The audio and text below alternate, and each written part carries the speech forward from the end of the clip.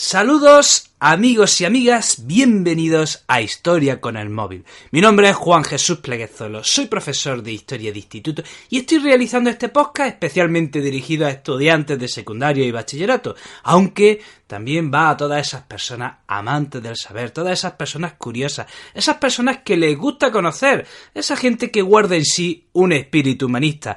Este podcast también va por vosotros. Antes de empezar con el programa, quiero recordarte que si te gusta la manera en la que tengo de contar la historia, si te gusta cómo veo la educación, puedes adquirir mi libro Como una historia en Amazon. Te dejo el enlace en las notas del programa. Bueno, hoy vamos a hablar del Imperio Carolingio. Miren, si hay alguien que en la Edad Media se merece el título de crack, sin duda alguna, ese es Carlomagno. Bajo su imperio llegó a reunir los territorios de las actuales Alemania, Francia, norte de Italia, parte del norte de España.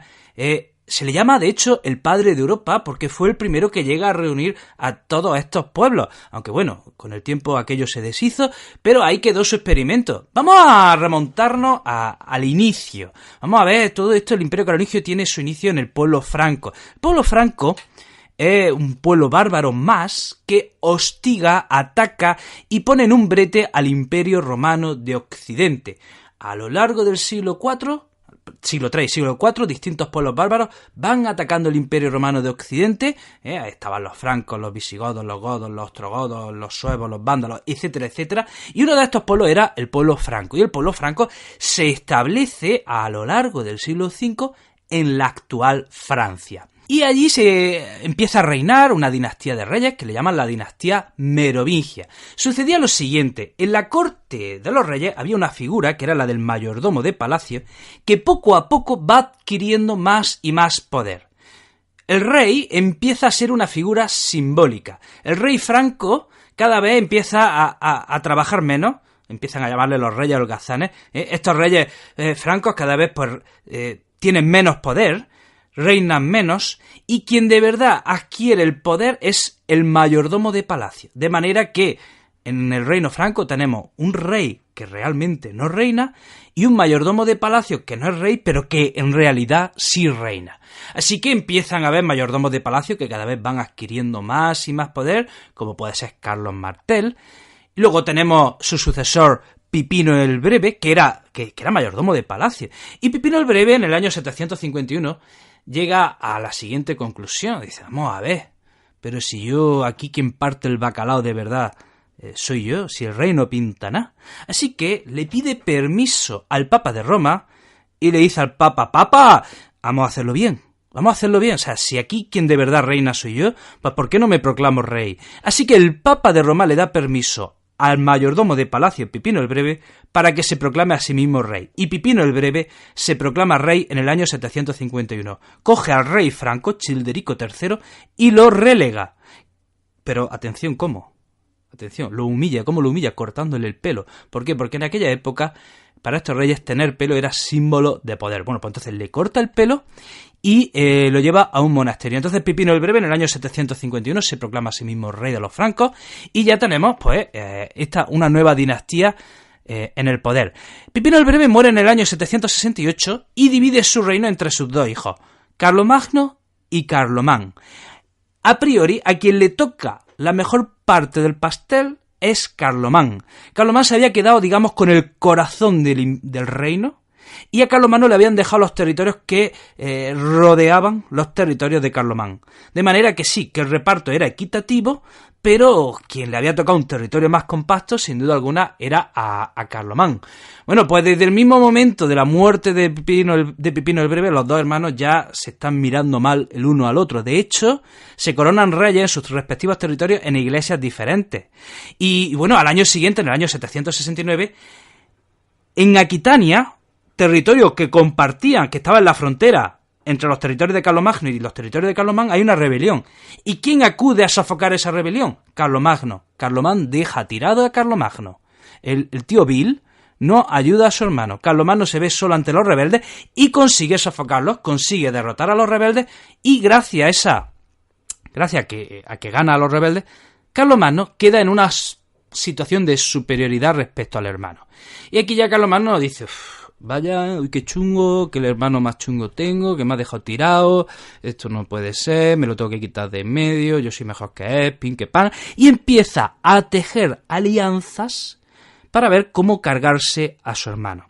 Bueno, Carlomagno, como personaje, o sea, este tío era muy ruin, era un personaje ruin y vil. ¿Y por qué digo esto? Llegó a tener 5 esposas y algunas de ellas las repudia. Miren, tenía una esposa que se llamaba Imiltrudis, pero la repudia, la manda a un monasterio para casarse con la hija del rey de los lombardos. La hija se llamaba Desiderata.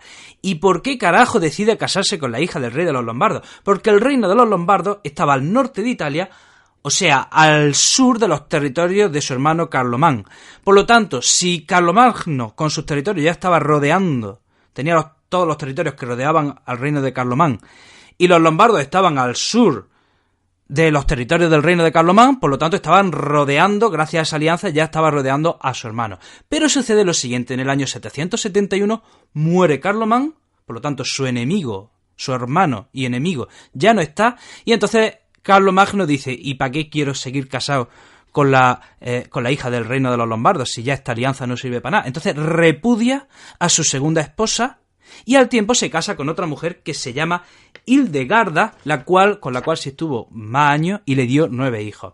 Cuando muere Carlomán, su viuda y su hijo se refugian en el reino lombardo. Porque, a ver, el reino lombardo pasa de ser aliado, gracias a ese matrimonio, a ser enemigo debido a que Carlomagno acaba de repudiar a la princesa Desiderata. O sea, es que Carlomagno acaba de humillar a la hija del rey.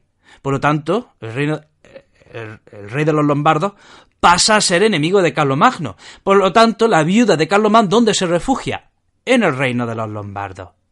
Entre medias, el Papa se pone de parte de Carlomagno y decide que el heredero de los territorios de Carlomán es Carlomagno. Así que Carlomagno ya, acaba de ampliar su territorio y ya tiene bajo su gobierno todo el reino franco. Pero bueno, el rey lombardo, los lombardos siguen siendo unos enemigos, así que en el año 773 marcha contra la capital del reino lombardo, Pavía, y monta un asedio de 9 meses. Después de 9 meses, por fin, Pavía cae y todo el reino lombardo se incorpora al reino de los francos. Otro pueblo que trajo de cabeza a Carlomagno fueron los sajones. ¿Qué sucedía? Pues que estos sajones eran tribus paganas que no tenían un líder claro. De manera que, nada menos que durante 20 años, los sajones se rebelaban una y otra vez. Y por más que Carlomagno le infligiese duros escarmientos, estos una y otra vez volvían a la carga. Carlomagno les llegó a golpear donde más les dolía, o sea, un santuario sagrado. Ellos le rendían culto a un árbol. Pues, ¿qué hizo Carlomagno con ese árbol? Lo quemó. Pero nada, los sajones, venga, das por saco, que no se sofocaban. En estas que se le hincha las narices a Carlomagno y coja 4.500 sajones y los ejecuta a todos. A lo mejor las fuentes exageran, pero bueno, según las fuentes hablan de 4.500 sajones. Y había un líder que solía aglutinar a todas esas tribus, que era Widukind.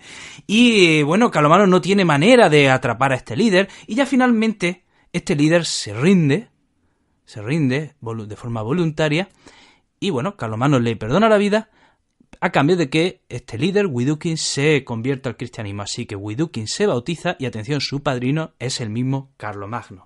En medio de estas luchas contra los sajones, en el año 778, atención, el gobernador de Zaragoza le pide ayuda contra el emir de Córdoba.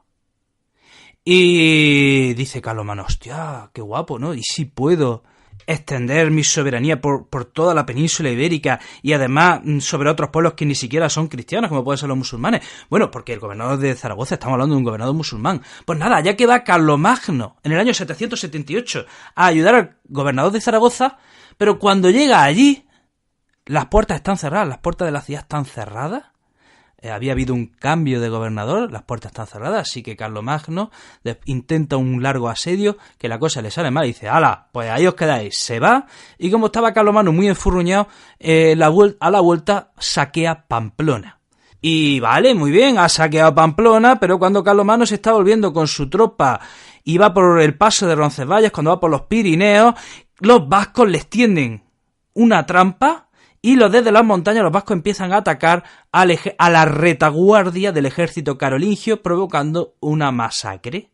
Y esta se habla de la primera gran derrota de Carlomagno. ¿Otros territorios que conquista Carlomagno? Bueno, pues también tenemos Baviera, a los ávaros en la actual Hungría también la conquista, pero en este caso sería su hijo el encargado. Y yendo al Mediterráneo, Carlomagno ocupa la isla de Córcega, Cerdeña, las Islas Baleares, y volviendo a la península ibérica, su hijo Luis, en el 785 ocupa Gerona y de ahí va tomando todo el litoral catalán. En el 795 se forma en la actual Cataluña lo que se llama la Marca Hispánica, y en el año 797 el gobernador de Barcelona le entrega a los carolingios la ciudad. En lugar de dársela a los musulmanes, prefiere dársela a Carlomagno.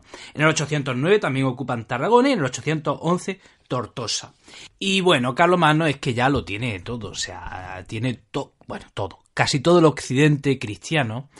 Y sucede que en el año 799 hay una rebelión en Roma contra el Papa. A este lo apresan y le pesan sobre él varias acusaciones, quieren sacarle los ojos, cortarle la lengua, en estas que un sirviente rescata al Papa y se lo lleva al Imperio Carolingio, se lo lleva a la corte de Carlomagno, y Carlomagno le dice, sí, vale, yo te ayudo, pero volvamos a Roma.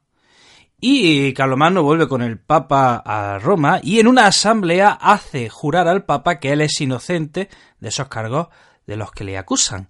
Y llegamos al día de Navidad, de 25 de diciembre del año 800, y en una misa el Papa de Roma proclama emperador a Carlomagno.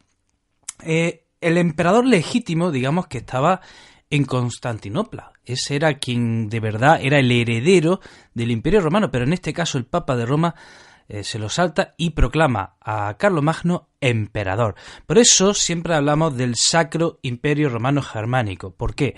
Sacro, ¿por qué? Porque el Papa es quien ha nombrado emperador a Carlomagno. O sea, y si lo ha nombrado el Papa, estamos hablando del representante de Dios en la tierra. Por eso es sacro, sacro de sagrado.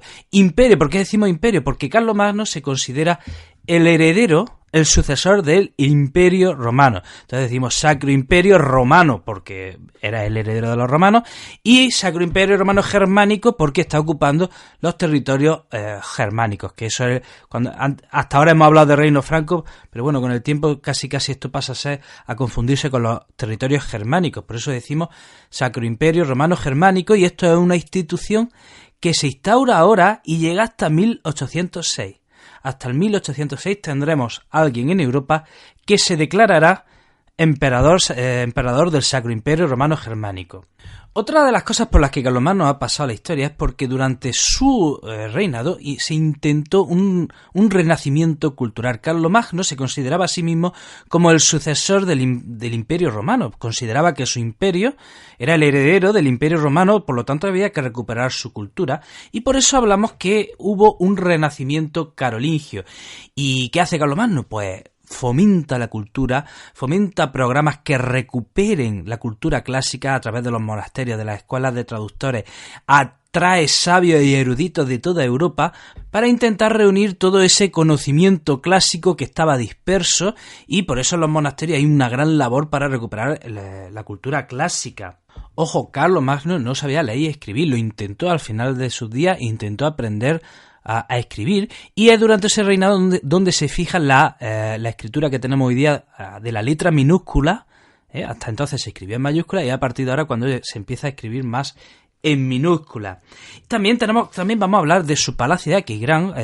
Finalmente Carlomagno, siempre estuvo de un lado a otro del reino de su imperio guerreando, pero finalmente establece una sede a comienzos del siglo IX en Aquisgrán y se hace construir un palacio del cual nos ha perdurado su capilla, que es una joya de la arquitectura, de la historia de la arquitectura.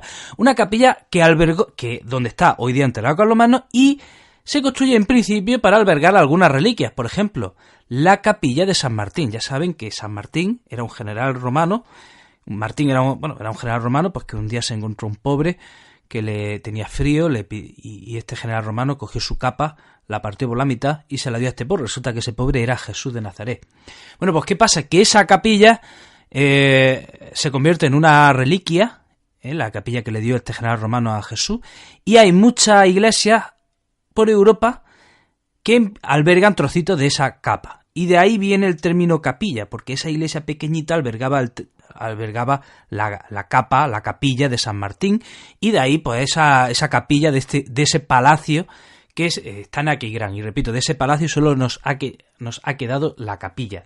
Y hasta aquí el programa de hoy, espero que te haya resultado interesante. Te recuerdo que tengo otros proyectos relacionados con la educación. Si quieres estar al tanto de todos ellos, puedes seguirme, por ejemplo, en mi página de Facebook, Juan Jesús Pleguezolo, en mi canal de Instagram, El Profesor Inquieto, o también en el canal de YouTube, El Profesor Inquieto. Te mando un fuerte abrazo, te deseo lo mejor, no te olvides de ser feliz y te espero en el próximo programa.